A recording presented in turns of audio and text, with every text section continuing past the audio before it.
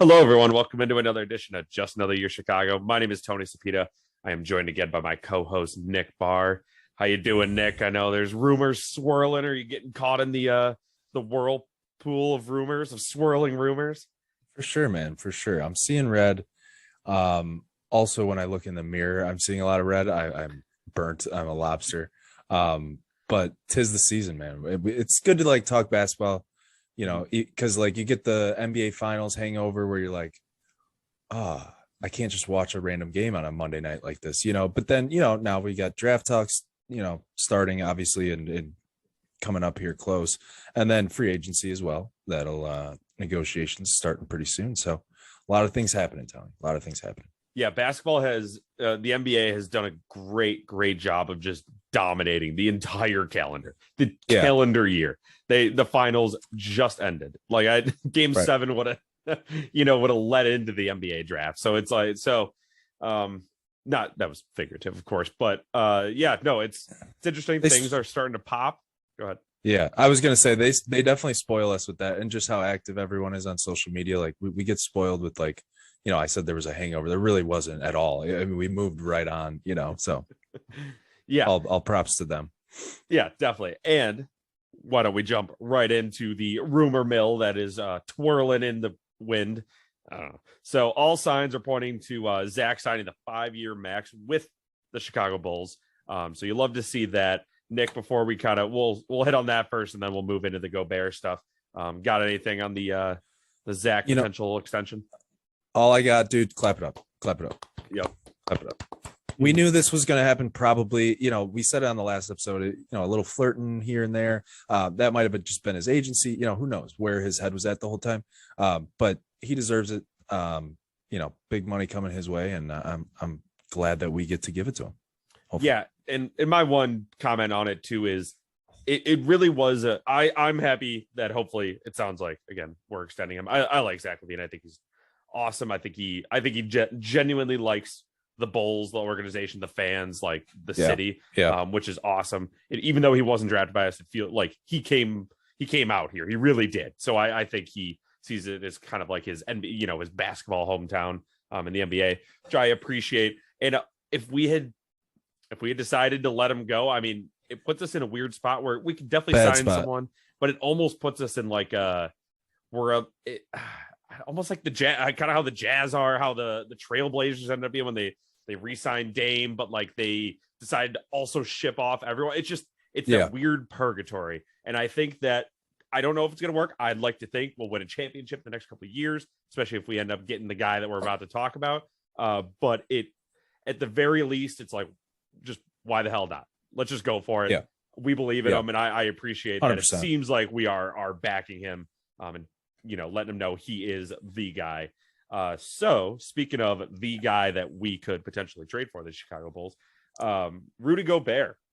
There have been that is a strong rumor mill. That thing's there's a storm coming in as it's swirling around. Yeah, go ahead. I was gonna say we got to stamp it with strong at this point. Honestly, it sounds silly to say, but as much as you're hearing about Zach re-signing, and I guess that's a little bit less of a big deal. It's not a blockbuster trade, so part of the quantity of talk about Gobert is because of that. But with that being said, you would think it's just as likely that Gobert is going to be in a Bulls uniform as Zach LaVine at this point, because it feels like we're getting the same amount of rumors. But anyways, I digress. Yeah, that's a good point. And Nick, if you also want to kind of fill us in on, I guess, because we've been hearing the rumors all this offseason, but it wasn't ever, in my opinion, maybe I'm wrong, obviously, it was never anyone outside of really the Bulls Twitter sphere that was like, Rudy Gobert, Bulls. He was likely on the move, but it wasn't anything pointing directly to a team. And now I think we kind of got that.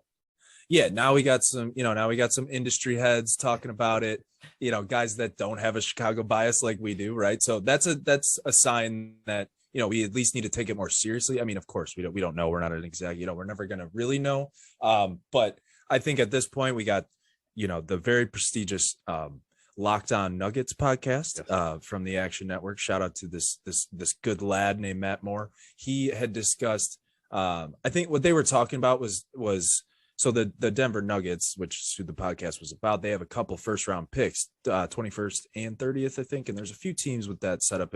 And so Nuggets are one of them. And essentially they were just bringing up that, the Nuggets could be a target for the Bulls to try to get some more draft capital, since we don't really have a whole lot. And Arturas has some connections with the front office there, that kind of thing. So, at this point, it seems like, but the big point he was making was that, of course, it was a Nuggets podcast, so it was Nuggets centric. But the thing I took away from it was that, he said,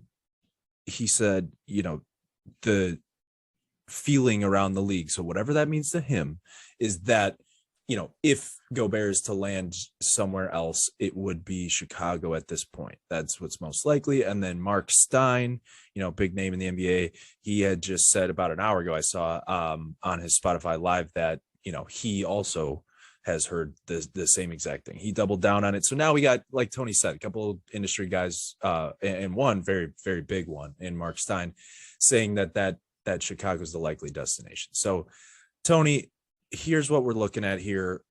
It looks like Vooch would be included. It seems like if we're going to make a trade, whether it's for John Collins or Rudy Gobert, which Rudy Gobert seems more likely, but we've been hearing John Collins' name now pop up. Again, I think that's in the Bulls sphere stage. It hasn't gotten to the NBA yet, so we'll see about that one. But it seems like Vooch is up to be traded, our first round pick, the 18th pick, and then Kobe White. It seems like, I think we talked about it last week, Arturas has said no to opening the door on Patrick Williams. We'll see if that package of Vooch, 18th pick, and Kobe White is enough. I don't know if it will be. But again, if we get some more draft capital, like they said on the Nuggets podcast, maybe that could happen. It seems to be, so I've talked a lot, Tony. I'll kick it to you in a second. It seems to be for sure that, we're trading the 18th pick and Kobe White. It seems like very likely. I don't like, we'll talk about the draft a little bit, but I don't know about you, Tony. I haven't paid too much attention just because at this point, it seems like we're going to be doing something with that pick. I really think so. Whether it is to get Gobert or not, I don't know. But, I guess I don't know what to say at this point, especially with the Mark Stein stamp. I'm starting to think it might really be happening. Tony, what are your thoughts on this?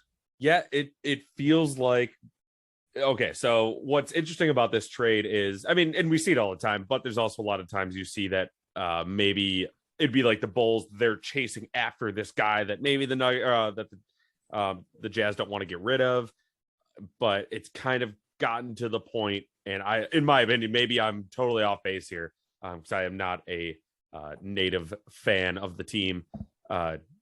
It feels like both teams are motivated to them to move Rudy Gobert and us to bring someone in. So it's kind of they can bluff all they want, obviously, and try to get more, like you said, more draft capital, more players, try to get Patrick Williams. But at the same time, they know they're kind of in an albatross of a contract with how they've been performing, how their team is built. So I think there's a very good chance. The reason I think it would break down is if they just demand Patrick Williams or something like that, where AK just doesn't want to do it. That's where I think it breaks down. But otherwise, if they're kind of both willing to compromise and they're willing to kind of stock up on draft picks, I think that it could definitely be done. And another thing I wanted to comment on real quick is Matt Moore has 146.5 thousand followers on Twitter. I didn't realize he had that many. So I didn't either. So I'll take that. That's basically an official journalist stamp. So I'll give him that. Yeah, he has 146,000 more followers than I have. So yeah, I was gonna say he's got a few more than me. Not quite on Mark Stein's level, but a few more than us for sure. Yeah, so it's interesting. It's kind of fun. I'm gonna officially stamp it with fun that we are in the middle of the hot stove or whatever you want to call it. The rumor mill. I'm still worried about getting memed to death. We're gonna get made fun of so hard if Rudy. We have to win a championship. I'll say it. We have to win a championship. Also, or we're just gonna get made fun of. This is stating the obvious, but it's only fun because we know we're getting Zach back at this point. Yes, I wouldn't be having any fun. It'd just be like, well, we got to talk about this too because Gobert is still a big name. Like we can't just not talk about it. But if it was on my mind that like Zach's going to the Blazers. I wouldn't want to talk about anything. I'd be wanting to shut the computer, just put it down. That's it. But that's a great point. And speaking of the Blazers, because they don't have a bench, before we get into our final topic, I don't know if they actually do or not, but we'd like to thank our sponsor, the Bench Mob. Bench Mob was started in 2010 and has reemerged in 2021 to represent the best bench players in the league. To get your Bench Mob merch, head over to the link in our description. Use code J20 JAY20 for 20% off your order. So, speaking of probably bench players at this point, depending on how the trade goes, depending on who, obviously, if we give anyone up, draft night coming up Thursday. Interesting. Nick, you made a great point. I also I haven't given it much thought because for the NBA, it feels in my mind, if we really had a hole in our starting lineup where we're going for that small forward, that shooting guard, even in the like as a lottery pick, that's when it's like, okay, I'm doing the calculations. All right, this team's going to take this, so this guy will fall to him. The 18th pick, it's like, it's just so hard to predict. The draft is hard to predict. I'll say it. I'll be the guy to stand up and say the draft is hard to predict. We still got some options for you guys. We did a little bit of research at the very least, but it's not. We're not drafting Steph Curry, LeBron James. We could be. I don't know, but there's less of a chance in my mind. Yes, that we are. So Nick, who do you think, or just hope we will land if we keep the 18th pick? Which that's the other thing too. We might not even have a first round pick. So yeah, like Tony said, I mean, it's been hard to like pay attention to the draft prospects. One, we got the 18th pick, so it's like, you're in the middle of the pack. It's not very exciting per se. Two, it seems like, I mean, it seems to have no hesitation in doing that. Obviously we're not going to know until draft night if that goes down. I think that's part of the stipulation. Something is in there that we can't trade this pick until draft night. That's why nothing is happening before that. But some of these guys would, I think, make a great fit. But like you said, I think it would be more of like a role player, backing up Patrick Williams or backing up Vooch, if we still have Vooch. I mean, that's what I'm kind of looking for in this. So EJ Liddell is a name that popped up. Ohio State. He kind of feels like a bigger Javonte Green, but with more playmaking ability. He's just like, he can jump out of the gym. He can guard every position. 6'7", so he's a little bit taller. Javonte Green, he's listed at I don't know what he's listed at, but I don't think he's above 6'3". He just plays so big. So a similar vibe. He can play a lot bigger than he is. A nice little side note, he is from Illinois, Belleville, wherever that is. So, good size. Again, I could see him kind of backing up Patrick Williams, pending that we keep him, or maybe even playing if we're playing small ball, play the 5. Obviously we still need some rim protection, and we're looking to maybe get that here potentially, which is why EJ might not see at all. But, if we keep our pick, I think EJ Liddell's a pretty likely candidate for sure. Yeah. And you mentioned it. You made a good point about the different things leading up to the draft with how owners or GMs will trade. So obviously that sentence didn't make sense, but hopefully you guys understand what I'm saying. It could be one of those, the Jazz are on the clock hoping to get rid of Rudy for a pick. And what could end up happening here is either we end up throwing in Patrick Williams, we keep our pick, which I don't know. That'd be tough. We'd have to give up a little more than at that point. I mean, picks are just so easy to trade. Right. I know. It feels like, yeah. Especially it's the 18th pick. It is a later pick. It's not the, a top 10 pick, something like that. So what's interesting is we could be picking EJ Liddell, Terry Eason, potentially LSU, 6'8" power forward, coming off 17 points a game, 6.6 rebounds per game in his sophomore season. He can defend all 5 positions. So that would be, let's say in that scenario I kind of laid out where with the Jazz are just super interested in, I don't know who, somebody else they want. I guess Troy Brown Jr.'s contract is up. Doesn't matter. I'm not going to throw anyone's name specific out there, but we get to keep our pick. But Patrick Williams also goes. That's a guy that we can kind of slide in there. Not going to be Patrick Williams. I really don't.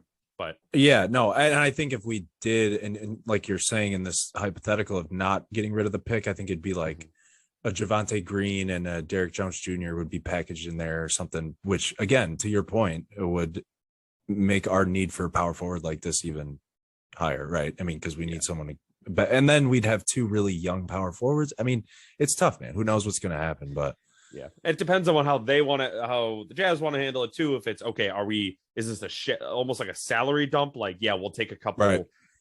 we'll take a couple, 1 year, 2 year guys just to kind of get off that. Like I said, it's kind of an albatross for them. It's kind of an albatross contract, Rudy Gobert for them, and it may end up being that for us if we take them on. But there's a lot of stuff that is going to go into this, and I do not envy AK and having to make this decision and kind of just sort through all the madness that comes along with whether it's making the money match, which I don't think you necessarily have to do when it's around the draft, and I think that's only in season. But I'm sure we don't want to just take on a bunch of money. We want to get rid of some money. There's just so many moving parts, specifically in these giant salary trades. So I do not envy him. It should be interesting. I'll be watching the NBA draft on Thursday, and maybe if we make some crazy move, we'll have a video out for you guys probably by Friday. Yeah, for sure. Yeah, Nick, you got any final comments here? Gobert, I guess he's probably the main topic, I suppose. 168 million, 4 years. Let's not forget that's a lot of money, but hey, maybe we'll win a playoff series from it. Hey, yeah, that'd be cool, right? You know what? It'd be worth it. I'll say it. It'd be worth it. I just want to win more than one game in the playoffs. That'd be so sick. That would be awesome. Yeah. So with that'll do it for this episode of Just Another Year Chicago. My name is Tony Cepeda. Thank you again to my co-host Nick Barr. Thanks for tuning in, everyone. Till next time, Bulls fans, keep seeing red.